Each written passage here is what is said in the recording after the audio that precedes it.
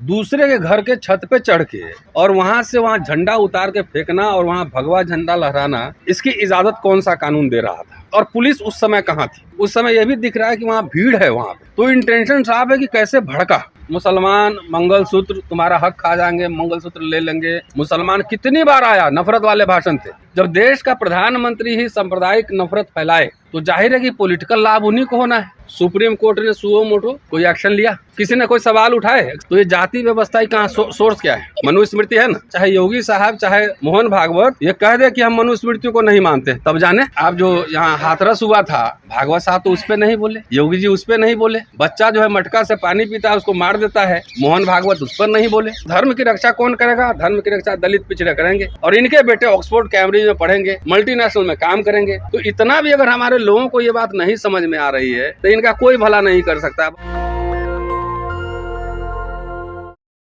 पहले तो भारत में हिंदू खतरे में था, अभी भी इलेक्शन के समय हिंदू खतरे में हो जाता है भारत में। तो जिस तरीके से घटनाक्रम हुआ है ना, उससे पूरा सवालिया निशान पुलिस प्रशासन, राज्य सरकार की मोडस ऑपरेंडी उस पर खड़ा होता है। हम लोग एक्टिविस्ट हैं, पढ़ाते हैं, बहुत सारे मुद्दों पर आंदोलनरत रहते हैं। आपको पता है कि अगर दिल्ली यूनिवर्सिटी गेट पे एक धरना लगाना हो तो पुलिस परमिशन, और परमिशन के बाद एसएचओ से लेके और सीआईडी से लेके तमाम आईबी से लेकर तमाम ऐसे लोग फ़ोन करके 10 बार पूछेंगे कि भाई कितने लोग आएंगे, कौन वक्ता हैं, जंतर मंतर पे करो तो परमिशन आजकल देने में दिक्कत कर रहा है।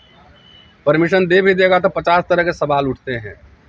जब एक छोटा सा जो कि एकदम ही शांतिपूर्ण तरीके से हम लोग धरना प्रदर्शन करते हैं, उसके लिए इतनी फॉर्मेलिटी है यहाँ पर, और वहाँ पे इतना बड़ा प्रोसेशन निकल रहा था।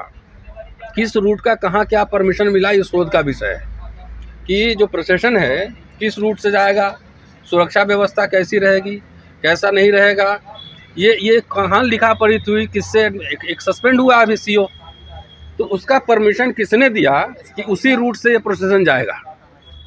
दूसरा है कि हमने कल एक वीडियो देखा सोशल मीडिया पे, काफ़ी वो वीडियो तैर रहा है जिस शायद उसी लड़के की हत्या हुई है। दूसरे के छत पे चढ़ के आप प्रोसेशन निकालने गए हैं ना, विसर्जन करने गए हैं, दूसरे के घर के छत पे चढ़ के और वहाँ से वहाँ झंडा उतार के फेंकना और वहाँ भगवा झंडा लहराना, इसकी इजाज़त कौन सा कानून दे रहा था?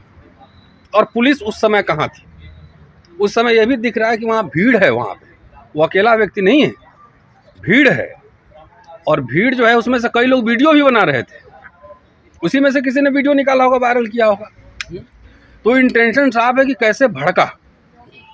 अगर ये आजकल सोशल मीडिया मोबाइल नहीं होता तो कभी पता भी नहीं लगता कि आखिर किसने कैसे क्या किया।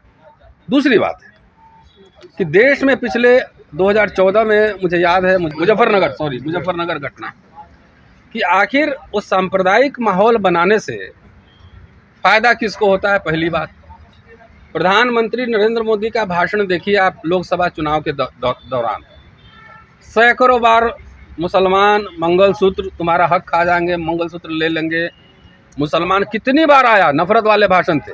देश का वजीर आजम प्रधानमंत्री ये भाषण कह रहा था। क्या चुनाव आयोग ने, सुप्रीम कोर्ट ने सुओ मोटो कोई एक्शन लिया? किसी ने कोई सवाल उठाए एक्सेप्ट कि आप लोग और हमारे जैसे कुछ लोग, आम लोग? जब देश का प्रधानमंत्री ही सांप्रदायिक नफरत फैलाए तो जाहिर है कि पॉलिटिकल लाभ उन्हीं को होना है। जब योगी जी कह रहे हैं कि बटोगे तो कटोगे, किसको कह रहे हैं?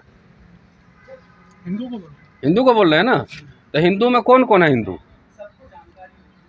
दलित भी होगा, पिछड़ा भी होगा, जाटव होगा, वाल्मीकि होगा, यादव होगा, कुर्मी होगा, जाट होगा, यही सब ना होगा। दलित पिछड़ा। भागवत साहब भी कह रहे हैं कि भाई दलितों के यहाँ जाओ, उससे आत्मीयता बढ़ाओ। चुनाव के समय तो दलित के यहाँ जाते हैं खाना खाने या बिस्लेरी का पानी लेके। हम तो बार बार इस दलित समाज को कह रहे हैं कि कभी अपने घर पे इनको मत बुलाओ। बोलो कि चुनाव के समय आए हो तो कम से कम अपने घर पे मुझे बुलाओ, अपने सोफा पे बैठाओ, अपने वॉशरूम का इस्तेमाल करने दो, अपने डाइनिंग टेबल पे खिलाओ, तब न समरसता बनेगी। तो ये जाति व्यवस्था कहाँ सोर्स क्या है? मनुस्मृति है ना। तो मनुस्मृति किसके खिलाफ लिखा गया है? मुसलमानों के खिलाफ लिखा गया है? नहीं, ईसाइयों के खिलाफ लिखा गया है। किसके खिलाफ लिखा गया है? किसके बारे में लिखा गया है? खिलाफ छोड़ दीजिए, तो वो हिंदुओं के बारे में ही लिखा गया है। तो आज चाहे योगी साहब चाहे मोहन भागवत ये कह दे कि हम मनुस्मृति को नहीं मानते, तब जाने वो हिंदू महिलाओं के बारे में लिखा गया, उसमें हिंदुओं के बारे में लिखा गया है कि किसको क्या खाना चाहिए, किसको क्या पहनना चाहिए, किसका काम क्या है, किसको कितनी सजा मिलनी चाहिए। तो जिस हिंदू की बात कर रहे हैं एकता की, तो कम से कम आप जो यहाँ हाथरस हुआ था, भागवत साहब तो उस पर नहीं बोले, योगी जी उस पर नहीं बोले।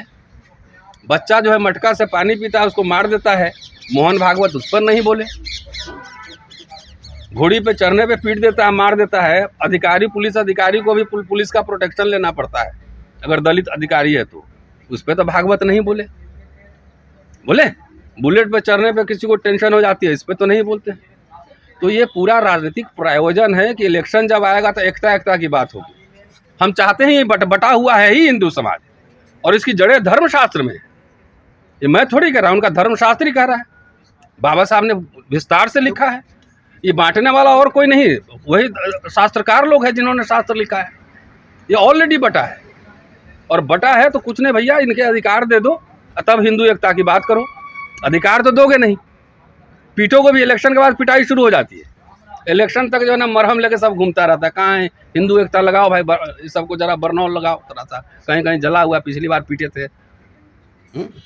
भाई एक बार बताओ, जाके नरेंद्र मोदी साहब पाँव धो लिए थे इलाहाबाद में, तो पाँव धो लिए थे तो सारे कर्मचारियों को परमानेंट नौकरी हो गई। उसके बाद कोई गटर में अब नहीं मर रहा होगा, सबको परमानेंट हो गई होगी ना। सफाई कर्मी को ही परमानेंट हो गया होगा, संविदा पे नहीं होगा, 8,000 10,000 पे काम नहीं कर रहा होगा।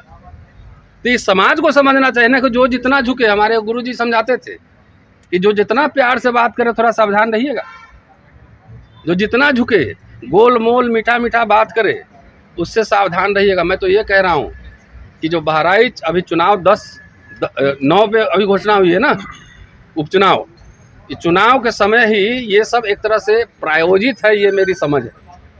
नहीं तो इतनी बड़ा सूबा है उत्तर प्रदेश, इतना बड़ा पुलिस महकमा है, वो कंट्रोल नहीं हो सकता था। यहाँ आप हम लोग एक रैली निकालते हैं, दिल्ली यूनिवर्सिटी में आइए, गेट पे हम लोग 100 लोग बैठे रहते हैं, 300 पुलिस फोर्स रहता है वहाँ। और इतनी बड़ी रैली है, आप जानते हैं कि जिस मोहल्ले से गुजर रहा है वो किसी अन्य संप्रदाय का मोहल्ला है, वहाँ भीड़ में गाली गलौज हो सकता है, उल्टे पुल्टे नारे लग सकते हैं। तो प्रशासन क्या दूरबीन लेकर देख रहा था कि होने दो? योगी जी का आदेश तो आ गया है ना कि मतलब सख्ती से निपटा जाएगा। किससे निपटेंगे ये भी आपको नहीं बोले होंगे ना, ये नहीं बोले, वो नहीं बोले है ना, आप बात समझिए। किससे ये नहीं बोलेंगे? पत्थरबाजों को कहा अच्छे दिन आएंगे कभी नहीं बताएंगे, है ना, अच्छे दिन आएंगे कभी नहीं बताएंगे। वो पूरा आप दिल्ली में प्रोटेस्ट होता है, सारा वीडियोग्राफी होता है, हम लोग भाषण करते हैं, वीडियोग्राफी था पुलिस का, तो वहाँ पे इतना बड़ा प्रोसेशन था, उसकी वीडियोग्राफी है। क्या स्लोगन बोले गए, क्या गाली गलौज किए गए, कोई बोला? कोई है उस पर कोई चर्चा है?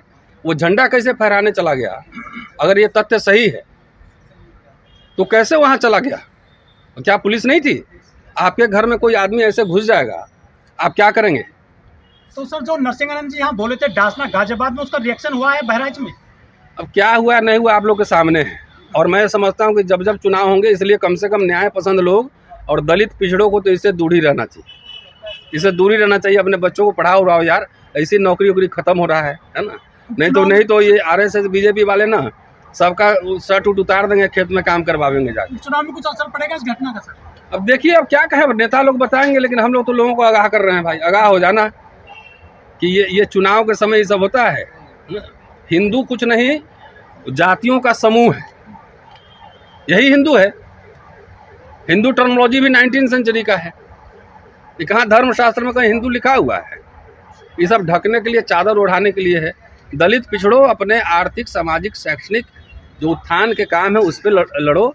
किसी भी बड़े आदमी का बेटा, किसी मंत्री का बेटा, किसी बड़े धनाढ्य का बेटा जो धर्म की रक्षा का दावा ठोक रहे हैं, लोगों कह रहे हैं धर्म की रक्षा करो, उनका बेटा किसी धर्म की रक्षा करने रैली में गया है, पहले ये बता देना मुझे।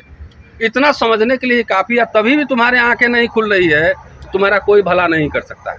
किसी बड़े आदमी, मंत्री का बेटा, MP का बेटा धर्म की रक्षा करने गया है रोड पर?